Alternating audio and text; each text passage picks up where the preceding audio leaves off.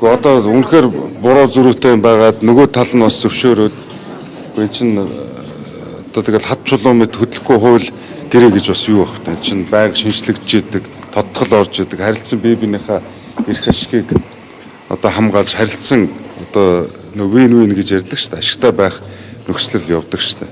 Яагаад гэвэл айл байсан бол биш гэдэг боломжтой. Одоо нэр Жэко баталгаас зөвлөлт тавьсан эзэн маань үү? Тэр төстэй ч өөрөө гардаж гүйцэтгэсэн шүү дээ. Тэр бодоос асуух хэрэгтэй. Би өмнөөс нь хариулмаар гэж шүү дээ.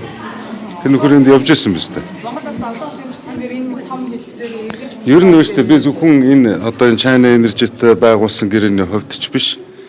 Ер нь манай Монголын төр үе үед ярьсан хэлснээс дандаа буцаж ирдэг. Гадныхан Монголын төр монголчуудыг юу гэдэг үгэнд өгөхөөр нэг залтал өөрчлөл гэж дүгнэдэг. Монголчуудтай хамтарч ажиллах тийм дур сонирхол өрдөөсөө байдаг. Дандаа ярьсан хэлснээс буцдаг, ухардаг.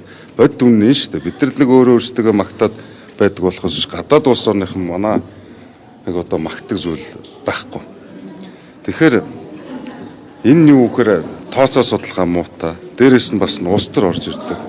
Тэгэл одоо гадаадтай харьцахад ардын нам ардсан нам улс төрийн өнгөөрөө хуваагдахгүй нэг л одоо бодлогоор нэг цонхоор бид нар харьцах ёстой шүү дээ. Тэгээ яхаар хүүхдүүдийн сөхөөд үсгээр тэр хятадын компаниг бол асар их хохирооцсон юм байлаа.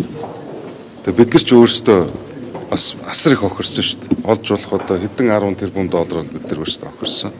Тэгээ байж болох одоо боломжит одоо төгс биш шийдлийн тухай үед л гарсан. Тэгээ мэдээж энэ чинь одоо олон улсын нөхцөл байдал, олон улсын худалдааны нөхцөл байдал, үн ханш тарифууд одоо өөрчлөгдөх бол дагаал өөрчлөгдөн шүү дээ. Тэрнээс үүс нэг тийм салхи орохгүй юу гэж одоо юу вэ?